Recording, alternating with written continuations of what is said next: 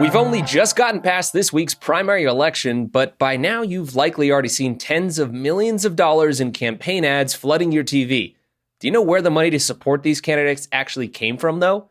Well, today on CityCast Las Vegas, we're breaking down the dark money pouring into Nevada's elections and why the law might be working against you, finding out who's actually behind it all.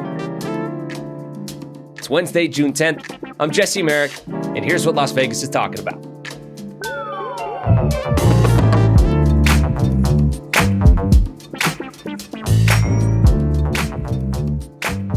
We're joined today by Eric Neugeboren, a politics and a data reporter for the Nevada Independent. And Eric, we've seen the ads everywhere thus far. We're at the point where most folks can probably recite them by memory, which is not always great. And that stuff is not cheap to be able to, get it rolling. So out of curiosity, how much money has actually been spent on political ads so far this year in Nevada? Yeah, so the advertisers have spent about $15 million on flooding Nevada's airwaves for the primary. And that may seem like a lot of money, but it's actually less than the primaries in the last couple of years. But I'm sure we'll get into it. What's not less is the number of money that we don't know where it's coming from. Yeah, that's a really interesting part of it. But the question that I wonder, though, then is deep pockets for sure to be able to afford anything like that. So who is actually bankrolling Nevada's elections right now? Yeah, so it's a really interesting question because there's some ads where we know who is bankrolling it, and there's some ads where we don't know, and we won't ever know because of how the law works. So for the people that we do know, those are people who are donating to campaigns and donating to political action committees, commonly referred to as PACs. And these campaigns and these PACs, they just flood their airwaves using money that they've raised over the past year or so. And with the PACs, we know where that comes from. Like that's directly, traceable, correct? Yes, so that is true. Although there is one loophole in Nevada law, actually, that allows PACs that have recently been formed where we don't really know who their donors are until after the primary. So the way that works is the campaign finance reports, which provide all the details the public wants to know about who is bankrolling these groups, they have to be submitted in April and in July. So if a PAC was formed after the deadline for the April report, then we won't know who is bankrolling these groups until July. And that information is far less useful after votes have already been cast in the primary. That's so true. So how did that all actually come about? How is that allowed? Yeah, I mean, it's not uncommon for the state legislature and the powers that be to pass legislation that decreases transparency. And this has been something that has been on the books for a long time now. And we've written stories in most election cycles about the fact that PACs are able to skirt these campaign finance rules, and the legislature doesn't do anything about it. And there is one argument to be made that is so they can just do more things in the shadows. It's not uncommon for the legislature to not want certain activities to be understood by the public. Yeah, definitely working in the shadows, for sure with all of this stuff. And that just makes me wonder, because, we talk about the dark money groups and the folks that we know where the funding is coming from on the opposite end of the spectrum here. So for the folks at home that are watching these ads, how would you know the difference between one, where the donors and one versus where you don't know where the donors are coming from? Yeah, unfortunately, it's really hard to tell because people probably know that by now that when they see a campaign ad, they'll see some fine print on the ad that says who is sponsoring this ad or paying for this ad. And the only way to know if the donors for that ad are known versus unknown is if you just look up that entity online. So there's a nonprofit that I'm sure we'll get into some more backing Governor Joe Lombardo called the Service First Fund. And if you were to look on a lot of ads for the governor's reelection campaign, it would say paid for by the Service First Fund. If you were to look up online the Service First Fund, you're not going to find anything about who their donors are. Yeah, that's just crazy. So with the Service First Fund, for ads that they're running though, do they have to be structured differently in order to meet any standards or anything like that? Yeah, so the reason why groups like the Service First Fund don't have to disclose their donors is because they are actually federal groups and they're registered with the IRS as a 501c4. And this is a type of nonprofit where they can raise unlimited funds, lobby on as many issues as they want, as long as they are exclusively, quote unquote, promoting social welfare. And what that means is they cannot engage primarily in political activity. And the keyword there is political, because a lot of these ads, as people will see, are structured a little bit differently. They are not entirely about, say, saying the words vote for Governor Lombardo. They are saying, look at what Governor Lombardo has done on healthcare, on education.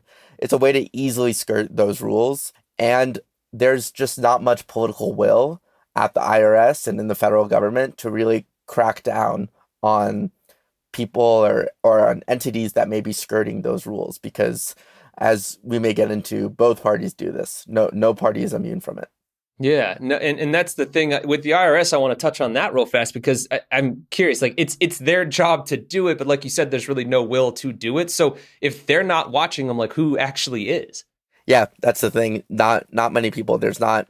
It's happened before. I'm not aware in Nevada of entities that are designated as a 501c4 who have not met these rules and have faced consequences for that.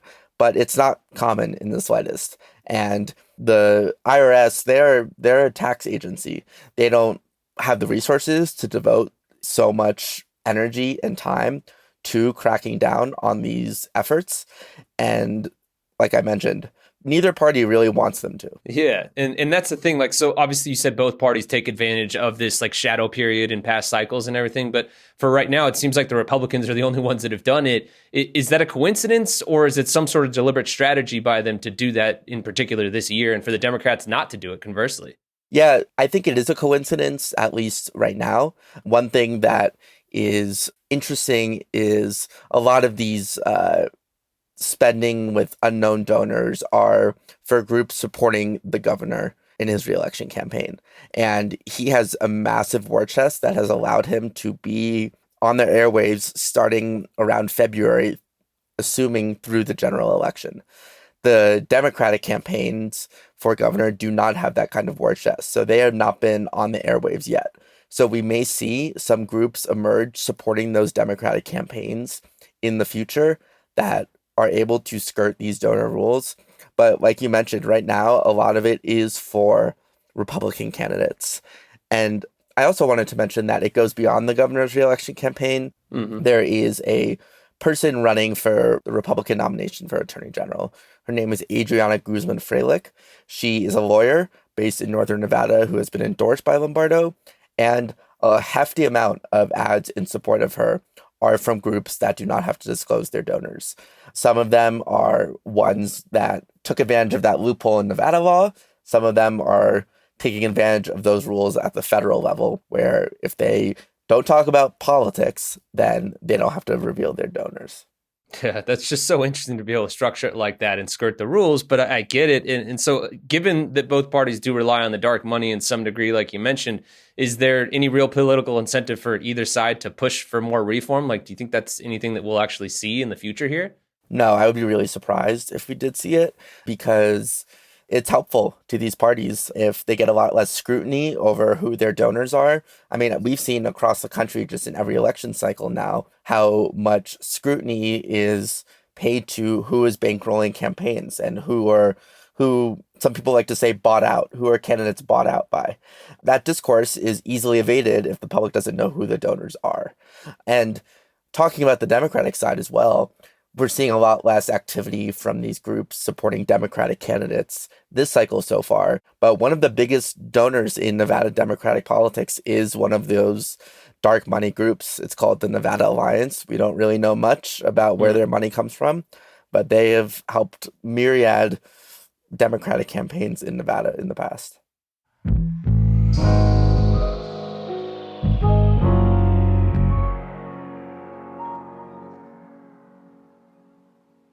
So we've seen Hawaii and Montana try and put some limits on, dark money spending and everything like that. Do you think there's any likelihood that maybe that comes our way here in Nevada at some point? I would be very surprised. I think you mentioned that Montana is one of the states where they have cracked down on dark money spending. And there is actually a effort going through not the legislative process right now, but what's called the initiative petition process in Nevada. And it's launched by Green Party supporters in Nevada. And what they want to do is end corporation spending in Nevada politics. It's not exactly the same thing, but a lot of this, it's fair to assume that a lot of these companies supporting these groups that do not have to disclose their donors are corporations. So one thing we're going to be monitoring this year is whether that effort by the Green Party first can withstand a legal challenge. It's being fought in court. And second, whether there is enough support among the people, because the people have a greater role in that process rather than the legislative process. Yeah. It seems like, again, people are going to need to step up for that to really have any momentum to it. But just overall, to me, as we kind of dive into all of this, I'd sit back and wonder how that doesn't fundamentally, just undermine informed voting for folks. Like, that's why it's just hard for me to wrap my head around that. Yeah. And something I sometimes compare it to in Nevada is just the fact that the legislature is not subject to public records requests. That's something that has been the case for as long as I can remember. And it would be, if Democrats wanted to change that law, they could. And if a Republican governor wanted that to happen, he could sign it into law if the Democrats passed it. There is just a consistent theme, not just in Nevada, in American politics as a whole, that a further scrutiny over our day-to-day business could be disadvantageous to our political power, our political image, and it would take a significant just change in political thinking for that to change. Interesting. And so for the folks that do want to figure out where this money's coming from, obviously it's not easy, but short of federal legislation, like what tools do voters have to try and figure these things out to hold these donors accountable? Yeah, so if people want to find out and look at kind of online resources where donor information is available, they can look at things like the Nevada Secretary of State's website. So for groups that do have to disclose their donors, and for campaigns that are just running ads in support of themselves, all of their donor information is available online. And you can go to the Nevada Secretary of State's website, its contribution and expense reports, and you can just search by the group name, by the person name, to see who is it that is kind of behind a lot of this activity. For groups that do not have to disclose their donors, and if you want to see if they are one of those groups, the news outlet ProPublica has a very good and helpful tool where you can search for nonprofit tax filings across the entire country. And because these groups that do not have to disclose their donors under federal law are nonprofits, their tax filings are on that website. So you can search their name, and see what you want to find out. You're not going to find their donors, but you could find out who is in charge of that, which people are affiliated with that group. And you can also kind of finagle the system in a way where if you want to search for a group on that ProPublica Explorer, you can search where that group has come up in other groups' tax filings. So if another nonprofit has given to this dark money group and that nonprofit has to disclose their activity, you can get a sense of some of the donors behind these groups. So yeah, going through the back door to find your way there. It's such a, crazy weed of things to have to sort through, but sadly that's just the state of affairs with it. You did mention earlier that less money is being spent this primary season versus past primaries. Do we have any reason to know why that's the case? So I think one reason is the fact that this is a really unique election year in Nevada because, one, there's no presidential race here, and also there's no U.S. Senate race. It's the first time since 2014 that there hasn't been a presidential race and a Senate race. The presidential race, even if it were a presidential year, would have a primary earlier in the year rather than be part of these June primaries. But still, there's less national attention, I think, on Nevada than usual, because in a presidential year, we're a swing state. In a year with a U.S. senator up for re-election, we're a swing state. So there's going to be a lot of money flowing into those campaigns. And you did mention in your reporting that at least a third of the primary spending so far this year is untraceable dark money. How does that compare to the usual deal? Yeah, so it's way higher. And the reason behind that is likely just because of how much money is coming from this group, the Servers First Fund, that is supporting the governor's reelection campaign. Without that, it would be much lower than past years. But that group single-handedly has given about $4 million in ad spending. And that group, the entirety of their donors are unknown. Do we have any reason to know why they've kicked up their spending so much here? Yeah, so it's interesting. This group started in a unique way. It was started to fundraise for Lombardo's inauguration right after he won his first election in 2022. It kind of rebranded after that to become an arm of his political machine. But this is the first time that this group is running ads for a statewide election. In the 2024 election cycle, this group was more confined to running ads for state legislative races, which are far less profile, less money needed to get on the airwaves because it's a more specific media market. So right now, they are full steam ahead with a statewide race supporting the governor. So it's perhaps not surprising that they're kind of flooding the airwaves with more money than they have been. Do you think we might see some copycats come around and basically follow what they've done now? I wouldn't be surprised at all, just because why not? I mean, they'll have discussions like this being all about them, but groups will have less scrutiny over who is donating to their campaigns. And as we've seen in other primaries this year, specifically the Democratic primary for Attorney General, one donor to one of the candidates has been the subject of immense attack ads from their opponent. So it's advantageous for candidates to not keep the public fully in the know about who is supporting their campaign. Yeah, I'm sensing a trend here. I'm curious though too for the voters that maybe know this stuff, or in your reporting, have you had a chance to talk to many voters? What's their reaction to this whole dark money spending and everything like that? The internet sometimes isn't real life, but Yeah. Judging from public reaction to stories that we've written, not just this story, but past stories, it's kind of like a element of non-surprise. I think a lot of public perception of politicians, whether that's fair or not, is that politicians are doing shady things, huh? Like, that's what you're saying? It's the public perception. And sometimes perception is reality. And so, yeah, the public perception is kind of the same sentiment that we have been talking about this whole time, is that both parties are doing this. It's not going to change anytime soon. And stop me if you've heard this before.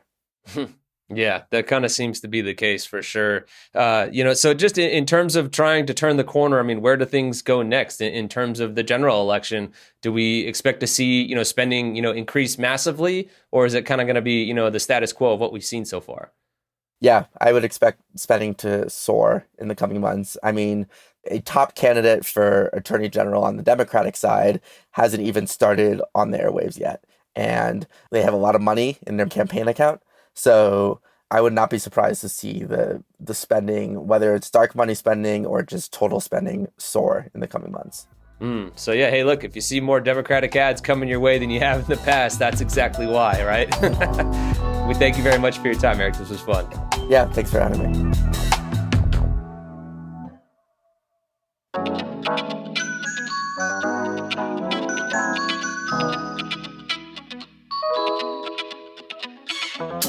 That's all for today here on CityCast Las Vegas. Be sure to tune in to our Friday episode this week for our analysis of Nevada's primary election results.